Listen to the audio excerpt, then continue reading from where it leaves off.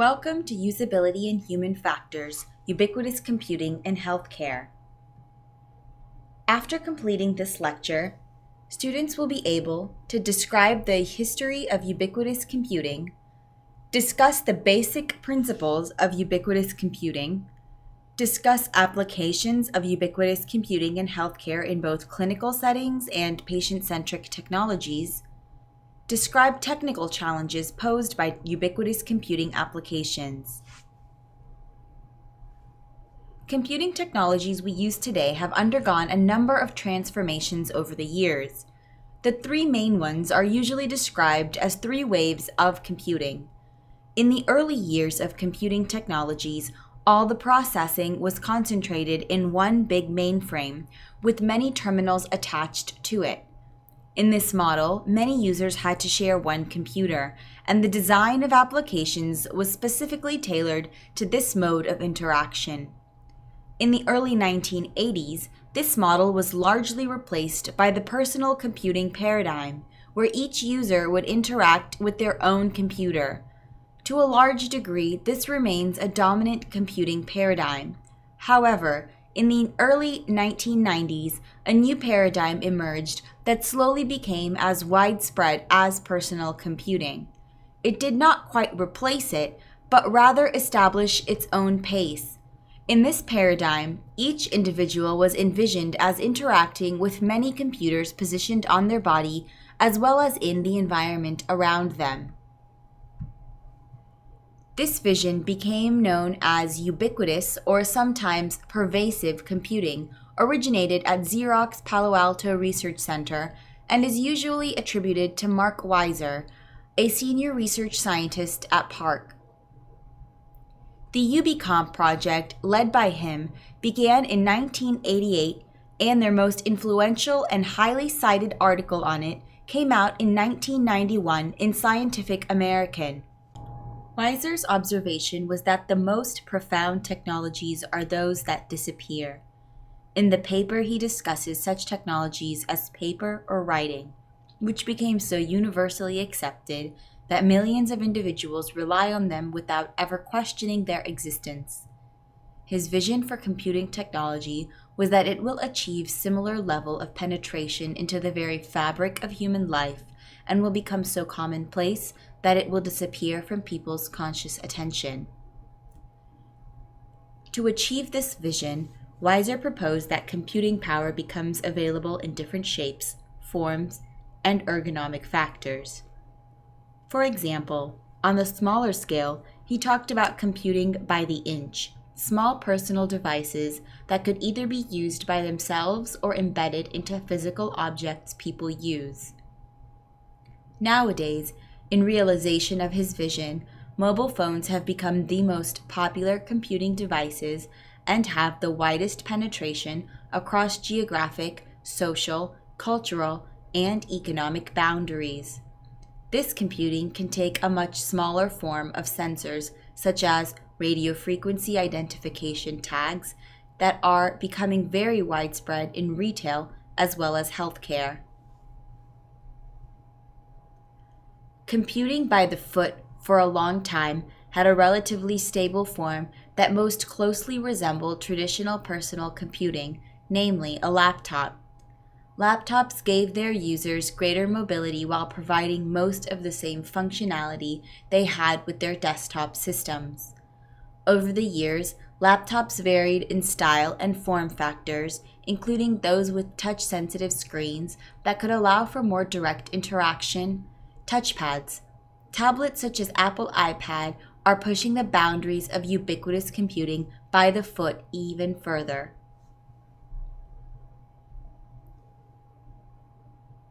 The final form of ubiquitous computing, computing by the yard, involves large-scale displays that could be used by many individuals. They could be passive, as is the case with large public liquid crystal displays, or they could be interactive, as is the case with electronic whiteboards. In recent years, many digital artists experimented with large public LCD displays, making them more interactive and allowing people around those displays to control their state and cause changes in their appearance. We already discussed that ubiquitous computing can take many different forms. One common approach is wearable computing. Computing systems can be positioned on or within human bodies, such as Google's Glass, an optical head-mounted display shown in the top image. An alternative approach is to distribute computing devices in the environment or even embed it in everyday objects. Both of these approaches have their strengths and weaknesses, and both present unique challenges on a technical level and on the level of human-computer interaction. In this lecture, we will primarily focus on ubiquitous rather than wearable computing. The vision of ubiquitous computing implies many computing devices distributed or embedded in the environment. This presents a number of challenges as well as new opportunities to assist individuals in their activities. The three we will discuss in this lecture include their reliance on natural input, their opportunity to enable context-aware computing, and automated capture and access. Because ubiquitous computing is distributed in the environment, the more traditional interaction modalities may not be available. For example, it is hard to imagine using keyboards or mice with smart everyday objects. These devices require different interactions. At the same time, humans are used to interacting with our social and physical environments without relying on keyboards or mice either. There is an opportunity to adapt more natural input techniques to ubiquitous computing. Such methods as voice recognition, handwriting, and gestures have all been explored as potential methods for interaction between humans and ubiquitous computing. However, much remains to be done. Accuracy and efficiency of these methods are still suboptimal. An interesting approach to this problem is suggested by tangible computing. In this paradigm, individuals interact with computing the way they do with physical environment, through touch and other forms of physical manipulation. Because ubiquitous computing is continuously available in the environment around people, it presents a unique opportunity to deliver information and services, opportunistically, based on the automatically sensed context. For example, context-aware computing could recommend cooking recipes based on what was purchased during a recent shopping trip, notify users of sales when they are in a supermarket, warn them about traffic jams the road that they are driving on, or tell them about a delay in a bus schedule when they are standing at a bus station. However, determining what context is appropriate is not trivial. There are different definitions for what constitutes context. Some of these definitions focus more on the identities of individuals and objects. Others pay more attention to temporality of events, and yet others are more concerned with their spatial and geographic positioning and orientation. Each of these calls for a particular set of technologies capable of capturing this context. For example, RFID tags can assist with identification of objects, while global positioning systems, GPS, capability in smartphones helps with geographic positioning. Many smartphone weather apps provide weather alerts based on a user's present location, and the app Foursquare can take into account user preferences, recommendations from people the user trusts, and GPS location to make recommendations of places to go near the user. The success of context-aware computing often depends on three factors: the accuracy of context information sensed by the system, the correctness of interpretation or knowing what action to take in that particular context, and the consequence of performing the action. The final aspect of ubiquitous computing we will discuss is a family of applications called capture and access. The basic goal of these applications is to use technology to capture the flow of activities in real time and provide access to the captured recordings on demand. Many of these applications focused on capture of meetings. They usually involved some form of video and audio capture, combined with access to digital artifacts reviewed during the meeting, such as documents and slides. One of the challenges of these applications is to devise an indexing approach so that the desired information can be retrieved efficiently. So far, we have discussed some basic concepts related to ubiquitous computing. In the second half of this lecture, we will specifically look at applications of ubiquitous computing in healthcare. The term pervasive healthcare has two related but distinct meanings. On one hand, it is used to refer to the application of ubiquitous computing technologies for healthcare domain. On the other hand, and somewhat more generally, it is used to refer to the way of healthcare delivery that makes it available everywhere, anytime, and to anyone. It is the hope of many researchers working in this area that introducing ubiquitous computing technologies can help to achieve the vision of universally accessible healthcare. We will focus on two broad classes of applications. One includes those that support acute care settings, such as hospitals. Specifically, we will look at some examples of projects that use RFID tags for tracking patients and some attempts to introduce context-aware computing in clinical environments. The other family includes technologies that are designed to assist individuals with management of their health and wellness outside of the clinical setting. We will look at a number of applications in this family. In recent years, patient safety became an issue that attracted much attention. There is a focused effort to reduce the number of preventable errors, such as delivering medication to a wrong patient, or for a wrong dose, or operating on the wrong patient. One solution to this problem is introduction of automated systems for patient tracking using, for example, RFID tags. These tags, when positioned on a patient, for example in their wristband, can uniquely identify a patient. And when the unique identification is read by a portable computer, only the information pertaining to this patient can be made available. This can help to prevent some medical errors. This can also help to automatically track procedures, thus simplifying billing. Real-time location systems, RTLS technology, can incorporate radio frequency to track patients and equipment in a hospital and actively transmit messages in HL7 format. RTLS has even been designed to improve hand washing by healthcare staff. A similar concern is present in many diverse clinical environments.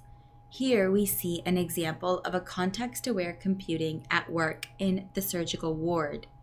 In this application, the schedule of procedures, the clinical personnel present in the room, and the identity of a patient are all used to gather information pertaining to the case. Large screen displays enable hands-free lookup of data, as well as encourage communication among clinicians. While ubiquitous computing is slowly becoming more common in acute care settings, its primary target remains health and wellness management outside of clinical environments. The applications, such as Care Innovations' remote care management product, often focus on remote monitoring of individuals' health, often with the assistance of a clinical case manager who could use the gathered data to generate appropriate education, recommendations, and make necessary adjustments to care plan. In the examples on the screen, a patient at home is using a combination of devices to measure vital signs, such as blood pressure, blood glucose, among others. This data is transmitted to a nurse case manager who can assess the data and recommend adjustments to the care.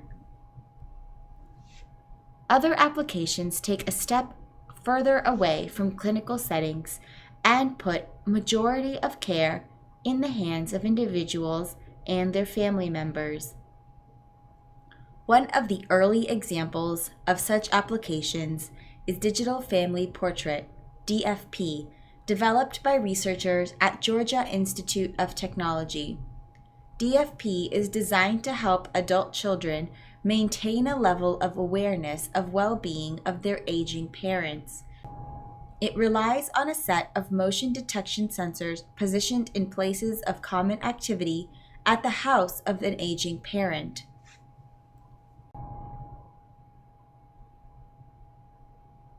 The readings of the sensors are aggregated and are condensed to one iconic presentation, a butterfly in the frame of a parent digital picture. The frame includes a number of these icons, each representing a day in the life of the parent. The size of the butterfly show how much activity was sensed during the day. The very coarse presentation of data does not allow for any focused inquiry. However, it allows the child to notice changes in activity levels and draws their attention to sudden increases or decreases that they may want to follow up on. This type of interaction also helps to avoid privacy concerns. MAHI, or Mobile Access to Health Information, is another application from the Georgia Institute of Technology developed in collaboration with Siemens Corporation.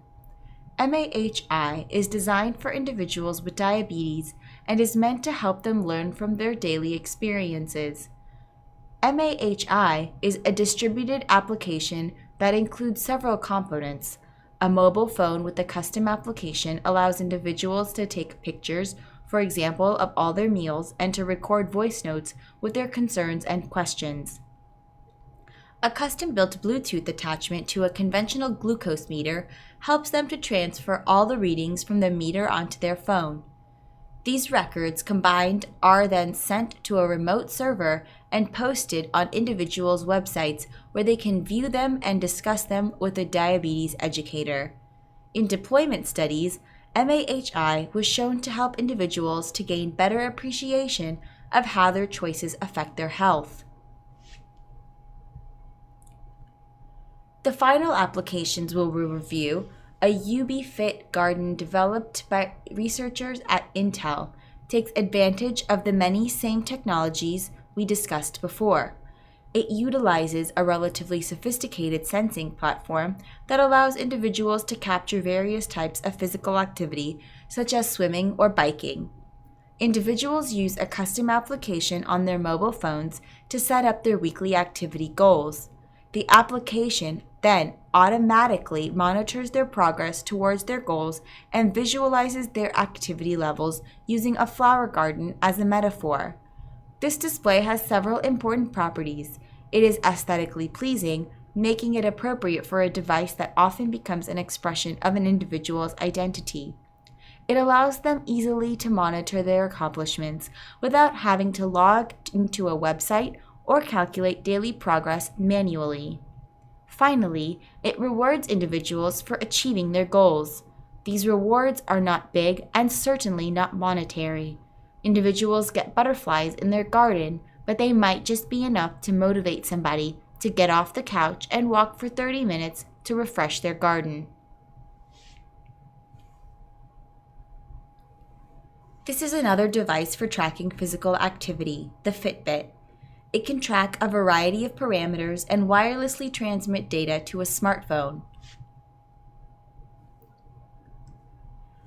Elderly patients can be at high risk of morbidity from falls. Sensor-equipped floor mats can transmit data indicating a patient has fallen. Physical activity data from accelerometer-equipped smartphones combined with clinical data can help clinicians assess and treat frail patients who are at risk of falls. Finally, patients want to remain in their own homes as long as possible and not be in a hospital or a nursing home, and they also want to maintain their privacy. A variety of technologies and sensors can allow monitoring a person's activity without video cameras. For example, sensors can be incorporated into pillboxes, the kitchen, and even the bathroom door. This concludes usability and human factors, ubiquitous computing in healthcare. In conclusion, we hope to demonstrate that ubiquitous computing is an important and also rapidly growing area that has a potential to make significant impact on how healthcare is delivered within and outside of clinical settings. However, many challenges remain to its successful penetration. For example, many of these technologies rely on natural input, such as voice or gesture. Both of these modalities show continuing improvements in accuracy. However, it is still below optimal. They also often require constant connectivity and may not work well in an area with fragmented coverage. However, as new enabling technologies become available, so will inventive new applications of ubiquitous and pervasive computing.